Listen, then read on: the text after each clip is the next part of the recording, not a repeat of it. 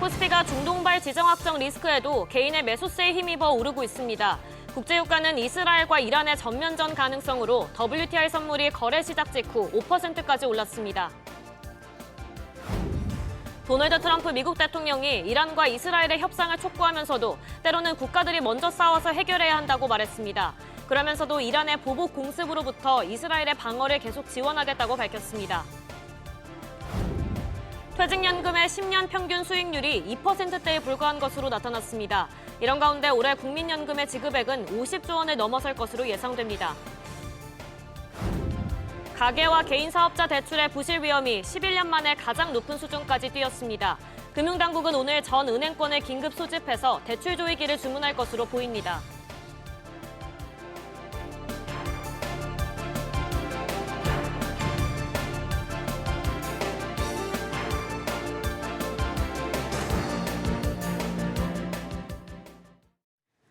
여러분 안녕하십니까? 뉴스 시작합니다. 이스라엘과 이란의 교전이 점차 격화되고 있지만 국내 증시는 비교적 큰 충격을 받지는 않는 모습입니다. 개인의 매수세에 힘입어 장중 2,900선을 회복했는데요. 그러나 국제유가는 치솟고 있습니다. 김종윤 기자. 네, 김종윤입니다. 코스피가 눈치 보기 속에 소폭 상승하고 있네요. 네, 코스피는 장 초반 상승 출발 후 2,890선까지 밀렸다가 현재는 2,910선을 회복했습니다. 코스닥 지수도 개장 직후 상승 출발했다가 하락 후 다시 770선으로 상승 반전했습니다. 코스피에서 외국인은 1,500억 원, 기관도 160억 원 동반 순매도하고 있지만 개인이 1,500억 원 넘게 순매수하고 있습니다. SK하이닉스는 상승폭을 늘려 24만 원대로 올랐지만 삼성전자는 낙폭이 커지고 있습니다. 이스라엘과 이란 충돌 소식에 국내 방산주는 일제히 강세를 보이고 있습니다. 국제 유가 급등에 국내 증시 에너지 관련주도 일제히 상승하고 있습니다. 미 FDA로부터 긍정적인 임상시험 데이터를 받은 D&D 파마텍은 30% 가까이 급등했습니다.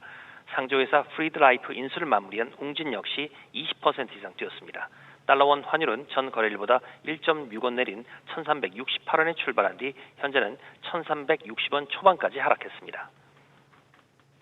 중동발 지정학적 리스크가 고조되면서 국제유가가 지금 강세를 보이고 있죠. 네, 현지 시간 15일 7월 인도분 WTI 서부 텍사스유는 전장 대비 1%가량 오른 배럴당 74달러 선에서 등락하고 있습니다. WTI는 거래를 시작한 직후에는 5% 이상 오른 76달러 선까지 치솟은 뒤 상승폭이 줄어들었습니다. 호르무즈 해협이 봉쇄되거나 이번 충돌이 중동 전역으로 확대될 경우 유가가 100달러를 넘을 수 있다는 전망이 나오고 있습니다. 이스라엘이 이란 공습을 지속할 것이라는 가운데 이번 G7 정상회담의 중재 여부가 유가 향방의 분수령이 될 전망입니다. SBS 비즈 김정윤입니다. 이스라엘과 이란의 충돌 사태가 악화일로로 치닫고 있습니다. 도널드 트럼프 미국 대통령은 미국의 중재 가능성을 언급하면서도 이스라엘에 대한 지속적인 지원을 약속했습니다. 취재기자 연결합니다. 김성훈 기자. 네, 김성훈입니다. 지금 양측의 공습이 사흘째 계속되고 있죠? 네, 그렇습니다. 현지 시간 15일 주요 언론에 따르면 이날 정오쯤부터 이스라엘은 이란 수도 테헤란에 있는 경찰청과 정보부 관련 건물 등을 공습했습니다. 1시간쯤 뒤 이란도 이스라엘의 텔아비브와 하이파 등 주요 도시에 대한 미사일 공격에 나섰습니다. 낮에도 공습이 이어지고 있고 타격 범위도 넓어지고 있는데요. 이스라엘 텔아비브의 벤구리온 공항과 이란 마슈아드 공항도 공격 대상이 됐습니다. 이에 앞서 이스라엘은 이란의 에너지 시설에도 공습을 가해 세계 최대 규모인 사우스 파르스 천연가스전이 화재로 생산을 일부 중단하기도 했습니다. 베냐민 네타냐후 이스라엘 총리는 이번 사태로 이란 정권이 교체될 수 있다고 밝혔고요. 이란도 대응을 마친 뒤에야 협상에 나설 수 있고 공격을 받고 있는 동안에는 협상하지 않겠다는 입장이어서 교전이 장기화할 가능성이 큽니다.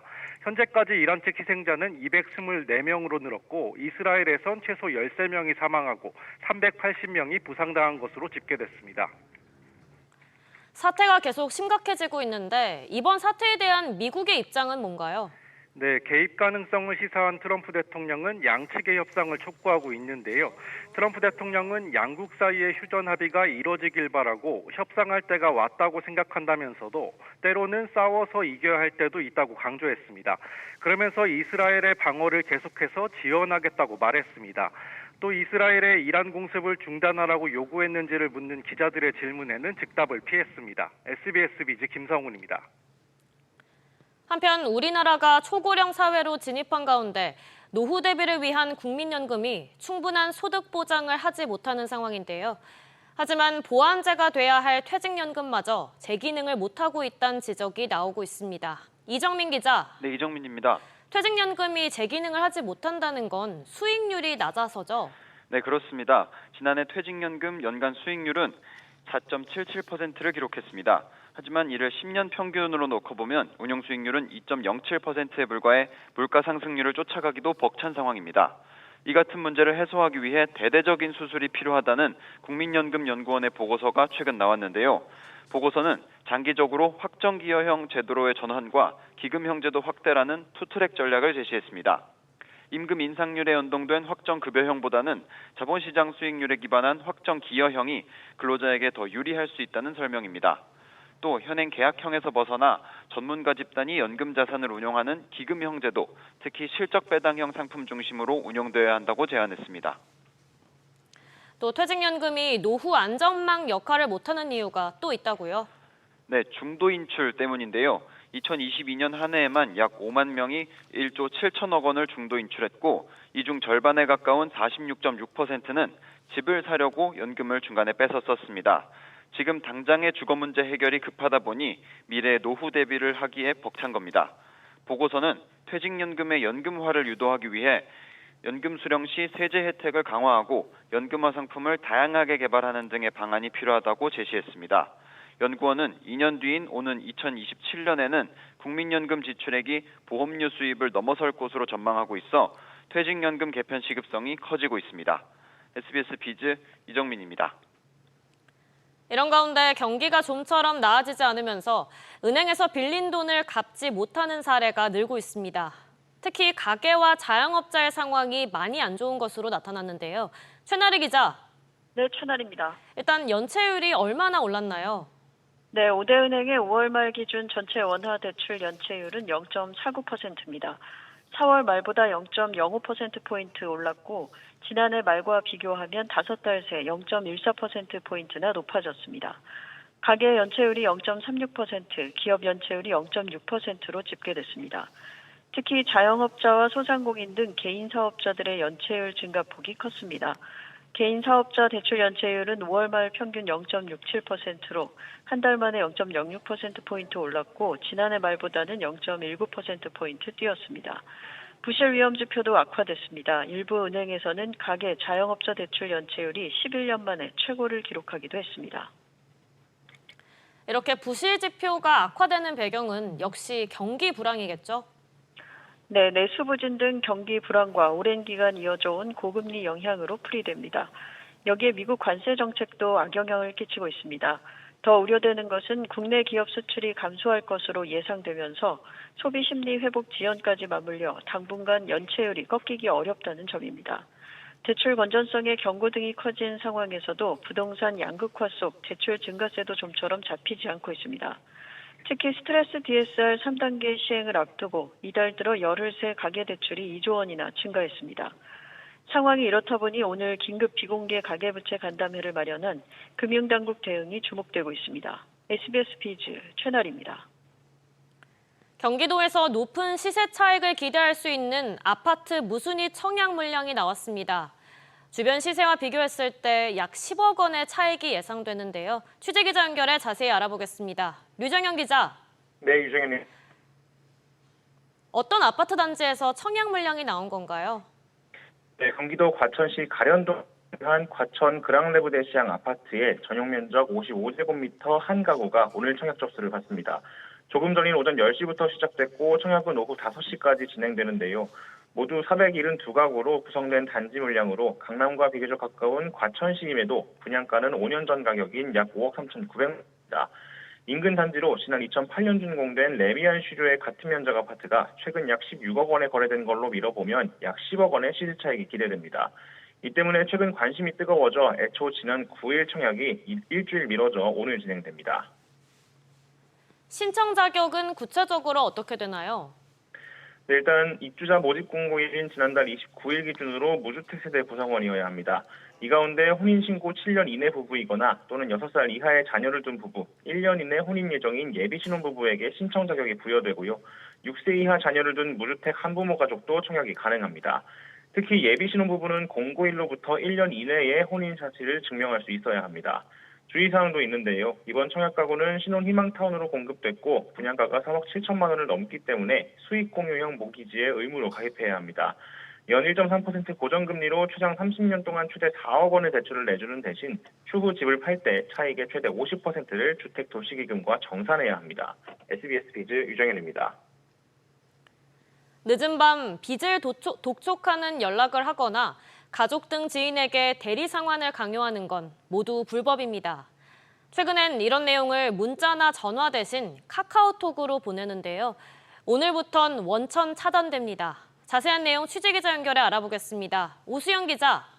네, 오수영입니다. 금융감독원과 카카오가 손을 잡았다고요? 그렇습니다. 불법 추심에 이용된 카카오톡 계정을 피해자가 신고하면 금감원과 카카오가 검토한 뒤에 이용 정지시키기로 했습니다. 신고 방법은 우선 카톡 친구 목록에서 삭제를 한 뒤에 채팅창 우상단을 클릭하면 나오는 신고하기를 누르면 됩니다. 신고자의 익명성이 보장되기 때문에 가족이나 지인 추심 등 2차 가해 우려 없이 신고를 해도 됩니다. 불법 상호명업자의 연락 수단이 앞서 전화나 문자 메시지에서 카카오톡 등 SNS로 옮겨와 최근 피해가 급증하면서 이 같은 강경책이 마련됐습니다. 앞서 금감원은 지난 2014년부터 불법 추심에 악용된 전화번호를 차단하는 대책을 시행해 왔지만 최근 실효성이 낮아진 바 있습니다. 신고 대상은 구체적으로 어떻게 되나요? 네, 크게 세 가지입니다. 채무자 또는 가족 등 관계인에게 욕설 등 협박을 하거나 지나치게 반복적으로 연락 혹은 야간에 연락하면 신고 대상입니다. 둘째로는 제3자에게 채무 사실을 알리거나 대리 변제를 요구하는 행위입니다. 이 역시 불법 채권 추심이기 때문에 신고 대상입니다. 마지막으로 등록 대부업체가 아님에도 카톡을 통해 차용증 등을 요구하면서 금전을 대부하라는 행위도 불법이라 신고 대상입니다. 그런데 이 같은 피해를 근본적으로 막으려면 대출을 받기 전에 본인이 이용하려는 업체가 등록 대부업체인지 여부를 금감원 홈페이지를 통해 반드시 확인해야 합니다. 그러나 이미 피해가 발생했거나 앞으로 생길 것으로 우려만 되더라도 금감원이나 경찰에 신고하는 편이 안전합니다. SBS 비즈 오수영입니다. 한편 이재명 대통령이 오늘 G7 정상회의 참석을 위해 캐나다로 출국합니다. 취임 후 처음으로 갖는 다자 외교 무대인데요. 대통령실 연결해서 자세히 알아보겠습니다. 우영준 기자. 네, 대통령실입니다. 이재명 대통령의 G7 주요 일정부터 전해주시죠. 네, 이재명 대통령은 오늘 오후 캐나다 캘거리로 출국해 초청국 주요 정상들과 먼저 양자회담을 가집니다. 이번 G7 회의에는 회원국인 미국과 영국, 독일, 프랑스, 이탈리아, 일본, 캐나다 외에도 우리나라를 포함해 호주, 브라질, 인도 등 모두 7개국 정상이 초청을 받았습니다. 이 대통령은 이 자리에서 에너지 공급망 다변화와 인공지능과 에너지 연계 등을 주제로 발언할 예정입니다. 미국과 일본 등 G7 국가 정상들과 회담이 성사될지도 관심사인데요. 위성락 국가안보실장은 어제 브리핑에서 현재 여러 나라들과 양자회담 일정을 조율하고 있다고 말했습니다. 대통령이 임명하는 주요 공직을 대상으로 진행된 국민추천제는 오늘 마감이죠? 네, 국민추천제는 오늘 오후 6시에 마감이 됩니다. 강유정 대통령실 대변인은 오늘 오전 브리핑에서 어제까지 접수 건수가 7만 4천여 건을 기록했다고 밝혔습니다. 대통령실은 접수 마감 이후에는 객관적인 평가를 거쳐 대상자가 선정이 되면 투명한 검증 절차에 들어갈 예정입니다. 강 대변인은 국민추천제는 인기투표가 아닌 만큼 추천 횟수는 단순한 참고사항이라며 추천 횟수보다는 추천 사유가 더 중요한 판단 요소가 될 것이라고 밝혔습니다. 이어 추천된 인재는 이번에 임용되지 않더라도 엄격한 검증을 거쳐 인재 데이터베이스에 등록돼 이재명 정부의 추후 인사에 활용될 예정이라고 덧붙였습니다. SBS 비즈 우영준입니다. 이재명 정부의 5년 청사진을 그릴 국정기획위원회가 닻을 올렸습니다. 이한주 위원장은 국정과제를 신속하게 수립하되 동시에 기업 현장 요구를 경청하고 효과적인 대안을 내놓겠다고 밝혔습니다. 현장에 나가 있는 취재기자 연결합니다. 지웅배 기자. 네, 창성동은 별관입니다. 아직도 출범식이 진행 중이죠? 네, 국정기획위원회는 이곳 정부서울청사 창성동 별관에서 1년의 출범식 행사를 진행하고 있는데요. 위원회 운영 계획과 구성 밑그림이 공개됐습니다. 우선 국민주권위원회와 국정자문단을 설치하는데요. 여기서 정책을 수렴하고 조세재정개혁 등 핵심 의제에 구체적 해답을 내놓겠다는 구상입니다. 이한주 위원장은 국정과제의 신속한 수립을 강조하되 현장 요구는 경청하고 효과 있는 정책 수단으로 실행력을 극대화하겠다고 밝혔습니다. 이와 별개로 정부 조직 관련해서도 별도의 TF를 구성하는데요. 기획재정부 권한을 분산하고 인공지능 등의 경쟁력을 끌어올리겠다는 목표입니다. 이 밖에 이 위원장은 우리 사회 회복과 성장, 행복을 강조하는 한편 기획위원들에게 공약집 숙지를 당부하기도 했습니다. 국정기획위원회의 앞으로의 일정은 어떻게 되나요?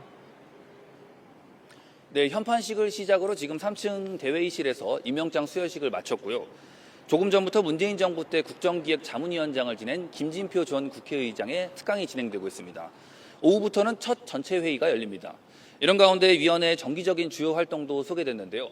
경제와 기획 분과 등 경제와 국정기획을 비롯한 7개 분과위원회는 오전 오후 하루 2차례 회의를 열 것으로 전해졌습니다. 여기서 나온 공약 검토안과 조직 개편안이 운영위원회에 종합 조정되며 마지막 전체 회의 의결을 통해 최종 확정됩니다. 위원회는 오는 8월 중순까지 약 2달간 진행되며 55명의 위원들이 참여합니다. 지금까지 창성동 별관에서 SBS 비즈 지웅배입니다. 이런 가운데 이재명 정부가 상법 개정안에 이어 온라인 플랫폼법 역시 우선순위에 두고 신속하게 추진할 것으로 보입니다. 시장 지배력이 크다고 판단되는 플랫폼을 미리 지정해서 사전에 규제하겠다는 내용인데요. 취재기자 연결합니다. 정보윤 기자. 네, 정보윤입니다. 민주당이 온라인 플랫폼을 다시 추진하나요? 네, 더불어민주당이 발의한 온라인 플랫폼법은 국내외 시장 지배적 플랫폼을 미리 지정한 후 규제하는 사전 지정제를 골자로 하는데요. 22대 국회에서 민주당이 통과시킨 관련 법안만 17건인데 이재명 대통령 대선 공약집에서도 온라인 플랫폼법 제정을 약속한 바 있습니다. 국정기획위원회에 합류한 오기형 민주당 의원은 공정거래위원회의 자율규제는 한계가 있다며 이를 보완하기 위한 제도화에 대해 하반기 정기국회에서 논의하게 될 것이라고 밝혔습니다. 다만 국정기획위에서 온플법을 국정과제로 선정 검토할지 등에 대해선 현재로선 답하기 어렵다고 말했습니다. 민주당이 온플법 제정이 필요하다고 보는 이유는 뭔가요? 네, 앞서 윤석열 정부에서는 사전지정제보다 규제 수준을 완화한 사후 추정제를 적용한 공정거래법 개정안을 논의해왔는데요. 민주당 내에서는 이 사후 추정제가 효력이 없다고 보고 있습니다. 오기형 의원은 관련 법안을 취합해서 정리하면 되는데 당론에 준하는 법안 수정안은 마련돼 있다며 어느 정도 실무적인 준비는 되어 있는 상태라고 밝혔습니다. 온플법이 입법되면 연매출 5천억 원 이상 또는 판매액 3조 원 이상인 네이버, 카카오, 쿠팡 등이 규제 대상에 오를 가능성이 높습니다. 구글과 아마존 등도 적용 대상에 포함되지만 외국계 기업 특성상 실질적인 처벌은 어려워 업계에서는 역차별이라는 우려를 내놓고 있습니다. SBS 비즈 정보윤입니다. 서울과 수도권의 집값 상승세가 이어지면서 정부도 추가 대책 마련에 나섰습니다. 세금은 손대지 않기로 한 만큼 고가 주택에 대한 대출 규제를 다시 꺼내는 방안이 검토되고 있습니다. 정동진 기자. 네, 정동진입니다. 대출 금지 카드가 다시 거론되고 있다는 거죠? 네, 그렇습니다. 국정기획위원회 관계자는 서울 부동산 가격 안정화 대책에 관한 SBS 비즈의 질문에 고가주택 대출 금지와 같은 강력한 규제가 필요해 보인다고 밝혔습니다. 이재명 대통령이 후보 시절부터 세금으로는 집값을 잡지 않겠다고 공언한 만큼 대출 금지를 통해서라도 가수요를 막아야 한다는 설명입니다. 고가주택 대출 금지는 과거 문재인 정부 때 2019년 12월 16일에 발표된 바 있는데요. 투기지역과 투기과열지구내 시가 15억 원 초과 아파트에 대한 신규 주택 구입용 주택담보대출을 금지하는 내용이었습니다. 그런데 해당 정책은 위헌 논란도 있지 않았나요? 맞습니다. 국민 경제활동에 대한 과도한 제약이라는 위헌 논란이 있긴 했는데요. 재작년 3월 헌법재판소에서 합헌 판정을 받았습니다. 아울러 지난 12일 부동산 시장 점검 태스크포스 회의를 가졌던 기획재정부와 국토교통부, 금융당국 등 관계기관은 서울 부동산 시장 상황이 엄중하다며 각 부처에 가용한 정책 수단을 총망라해 검토하겠다고 밝히기도 했는데요. 이러한 분위기에 이번에는 20억 원 이상 고가 아파트에 대해 대출 규제가 강화될 수 있다는 전망이 일각에서 제기됩니다. 다만 전문가들은 강력한 집값 안정 의지와 함께 구체적인 공급 계획을 제시하는 것이 우선돼야 한다고 강조합니다. SBS 비즈 정동진입니다. 기준금리 인하기에 집값 상승을 부추기지 않으려면 거시 건전성 정책을 강화해야 한다는 제언이 나왔습니다. 한국은행 연구진은 집값 상승에 대한 기대 심리가 과열되면 과도한 가계대출 증가로 이어질 수 있다고 지적했습니다. 연구진은 펀더멘털과 괴리된 과열 심리를 안정화할 필요가 있고 주택 공급 확대나 투기 수요 억제 등으로 추가 상승 기대를 완화할 수 있을 거라고 밝혔습니다. 다음 소식입니다. SK텔레콤이 오늘부터 부분적인 신규 영업 재개에 나섭니다. 해킹 사태로 신규 가입을 중단한 지 40일 만인데요. 유심 부족 현상이 어느 정도 해소되면서 일부 신규 가입을 다시 시작합니다. 윤지혜 기자. 네, 윤지혜입니다. 먼저 2심에 한해서만 신규 가입을 받는 거죠? 네, 통신업계에 따르면 SKT는 전국 2,600여 개 T월드 직영 대리점에서 오늘 오전부터 신규 영업을 재개했습니다. 먼저 물리적인 유심 재고를 고려할 필요가 없는 2심부터 부분적으로 신규 가입을 받는데요. 2심은 별도의 유심 카드를 삽입하지 않고 스마트폰에 내장된 칩에 통신사 정보를 내려받아 개통하는 방식입니다. 다만 출시된 지 오래된 구형 단말기는 2심 기능을 지원하지 않기 때문에 삼성 갤럭시와 애플 아이폰 등 단말기의 기종을 확인해야 합니다. 앞서 지난 4월 중순 SK텔레콤에서 유심 관련 정보 유출 사고가 발생했고 유심 재고 부족으로 교체가 원활하지 않았는데요. 과기부는 지난달 초 유심 부족 현상이 해결될 때까지 영업 중단 행정 지도를 내렸습니다. 유심에 대한 신규 가입은 언제부터 받을까요? 네, 이번 주 후반이나 다음 주 초부터는 유심 영업도 가능할 것으로 예상됩니다. SK텔레콤이 오늘까지 교체 예약 문자 발송을 마친 뒤 오는 20일쯤이면 유심 무상교체 대기자를 모두 소화할 것으로 예상한다고 설명했습니다. 이번 달 둘째 주와 셋째 주 총 350만 개가 입고되는 것으로 알려졌는데 오늘 0시 기준 잔여 예약자는 182만 명을 웃돌고 있습니다. 회사는 향후 추가로 교체를 예약하는 고객이나 교체 안내 문자를 받고도 기한 내 매장을 방문하지 않은 고객에 대한 유심 교체 또한 문제없이 진행할 수 있을 것으로 보고 있습니다. SBS 비즈 윤지혜입니다. 큰 돈을 들이지 않고 매달 몇만 원대의 요금을 내면서 가전제품을 쓸 수 있는 가전구독 서비스라는 게 있습니다. 가전구독의 선두주자인 LG전자는 국내뿐 아니라 해외에서도 이 사업을 진행하고 있는데요. LG전자가 이번에는 싱가포르를 낙점해서 진출을 준비하는 것으로 취재됐습니다. 김한나 기자. 네, 김한나입니다. LG전자가 싱가포르 구독 사업 초읽기에 들어갔다고요? 네, LG전자는 싱가포르에서 가전구독 서비스 시범 사업을 진행 중인 것으로 확인됐는데요. LG전자는 지난 4월부터 시범 사업에 착수해 서비스를 정식으로 론칭하기 전 현지 반응을 살펴보고 있습니다. 구독 제품은 정수기와 세탁기, 냉장고 등 9가지로 구성됐는데요. 계약 기간은 3년, 5년, 7년으로 설정됐습니다. LG전자는 한국과 동일하게 계약 기간이 끝날 경우 조건 없이 고객에게 제품을 인수하기로 결정했습니다. 그런데 이미 해외 여러 나라에서도 진행하고 있는데 시범 사업을 진행하는 이유는 뭔가요? 네, LG전자는 국가별 종교적, 경제적 배경을 고려해서 맞춤형 전략을 짜겠다는 입장인데요. 현지 고객의 니즈를 파악해 편의를 극대화하는 동시에 나라 간 문화 차이로 인해 발생할 수 있는 거부감을 줄이겠다는 겁니다. LG전자는 올해 1분기 구독 사업의 경우 1년 전보다 45% 증가한 매출 5,010억 원을 기록했는데요. LG전자는 오는 2030년까지 구독 사업 매출을 지난해의 3배 이상으로 키우겠다는 목표를 밝히면서 구독 사업에 박차를 가하고 있습니다. LG전자는 현재 말레이시아와 대만, 태국에서 가전구독 사업을 이어가고 있는데 싱가포르 내 사업 훈풍으로 네 번째 해외 진출 시장이 확정될지 관심이 모입니다. SBS 비즈 김한나입니다. 60세 이상 은퇴 연령층의 경제활동 참가율이 청년층과 같은 수준으로 올라섰습니다. 통계청에 따르면 지난달 60세 이상 인구 가운데 일을 하거나 구직 중인 비율은 49.4%로 49.5%를 기록한 청년층과 불과 0.1%포인트밖에 차이가 나지 않았습니다. 이는 관련 통계가 집계된 1999년 6월 이후 가장 높은 수치입니다. 최근 5년간 상승폭은 4.6%포인트로 같은 기간 15세 이상 인구 경제활동 참가율 상승폭의 2배에 육박했습니다. 지난달 우리나라의 수출액이 4개월 만에 감소세로 전환됐습니다. 관세청에 따르면 지난달 수출은 승용차와 석유 제품 등의 부진으로 1년 전보다 1.3% 감소한 573억 달러를 기록했습니다.